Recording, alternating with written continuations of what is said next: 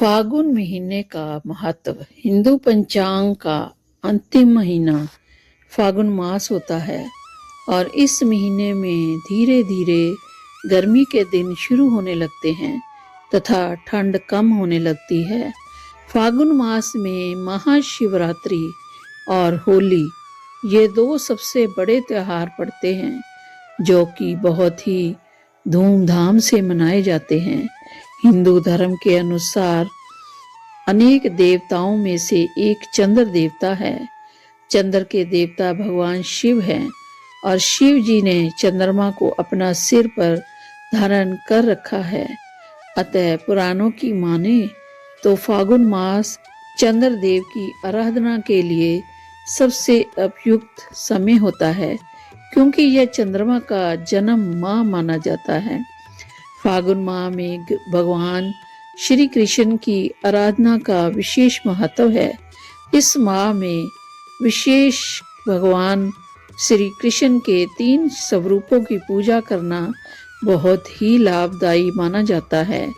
इसमें श्री कृष्ण के बाल कृष्ण स्वरूप, युवा स्वरूप के कृष्ण और गुरु कृष्ण की पूजा की जाती है।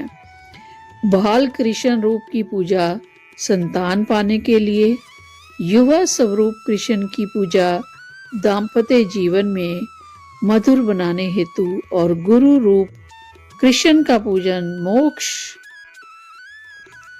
और वैराग्य पाने के लिए ही फागुन के महीने में कृष्ण जी का पूजन अवश्य ही सभी को करना चाहिए। साथ ही श्री गणेश जी के पूजन का भी विशेष महत्व है। फागुन महीने में अपने खान पान और दिनचर्या में बदलाव करना बहुत ही खास माना गया है, क्योंकि इस माह में भोजन में अनाज का प्रयोग कम करके मौसमी फलों का सेवन अधिक करने की मान्यता है।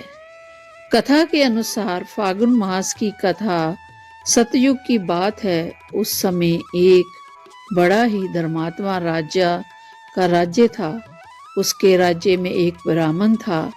उसका नाम था विष्णु शर्मा। विष्णु शर्मा के 7 पुत्र थे और वे 7 अलग रहते थे।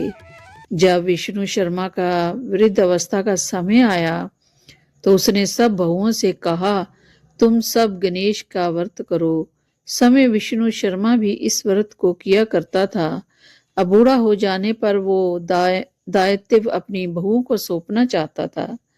जब उसने बहुओं से इस व्रत के लिए कहा तो बहुओं ने नाक से कोड़ते हुए उसकी आज्ञा न मानकर उसका अपमान कर दिया। अंत में छोटी बहू ने अपने ससुर की बात मान ली और पूजन के सामान की व्यवस्था करके ससुर के साथ व्रत किया तथा भोजन नहीं किया और ससुर को भोजन करा दिया। जब आधी रात बीती तो विष्णु शर्मा को उल्टी और दस्त लग गए। तब छोटी बहू ने मल मूत्र से भरे गंदे कपड़ों को साफ करके ससुर के शरीर को धोया और पोंछा। पूरी रात बिना कुछ खाए पिए जागती रही। फिर गणेश जी ने उन दोनों पर अपनी कृपा की।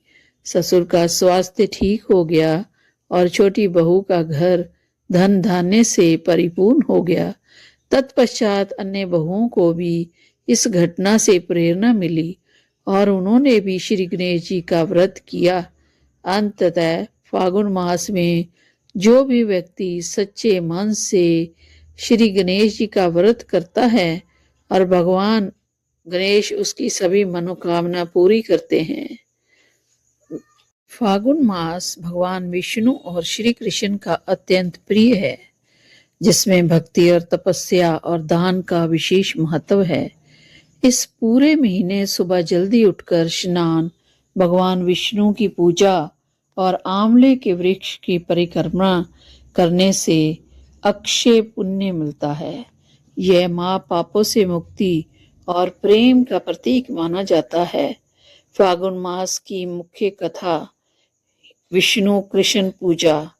फागुन मास की कथा के अनुसार यह माँ भगवान श्री हरि विष्णु और कृष्ण को समर्पित है। इस माह में जो भी व्यक्ति नियम पूर्वक पूजा व्रत या दान करता है उसे विष्णु लोक की प्राप्ति होती है। आमला एकादशी इसी माह में आती है। यह सबसे महत्वपूर्ण व्रत है। कथा के अनुसार मांधाता राजा ने इस व्रत को किया था। इस दिन आंवले के वृक्ष के नीचे भगवान की पूजा करने से 1000 यज्ञों के बराबर पुण्य मिलता है। फागुन पूर्णिमा यह माँ की सबसे प्रमुख कथाओं में से एक है। इसमें असुर राज हिरण्यकश्यप और उनके विष्णु भक्त पुत्र प्रहलाद की कथा आती है। जब होलिका का प्रहलाद को जलाने के लिए अग्नि में बैठी थी तो भगवान विष्णु की कृपा से प्रहलाद बच गए और होलिका जल गई। तो फागुन मास के यही कथा है। फागुन मास का समापन पूर्णिमा को होलिका दहन के साथ होता है, जो बुराई पर अच्छाई की जीत का प्रतीक है। बोलो विष्णु भगवान की जय। जय श्री कृष्णा, जय श्री राधे। दोस्तों, फागुन मास केवल एक महीना नहीं बल्कि यह भक्ति, प्रेम और आत्म शुद्धि का समय है। अगर आप सच्चे मन से इस महीने में व्रत और पूजा करते हैं तो भगवान आपकी हर मनोकामना जरूर पूरी करेंगे। अगर आपको यह कथा पसंद आई है तो वीडियो को लाइक करें और ऐसे ही धार्मिक कथाओं के लिए हमारे चैनल को सब्सक्राइब जरूर करें और मैसेज में श्री राधे राधे, जय श्री कृष्णा जरूर लिखें। जय श्री कृष्ण।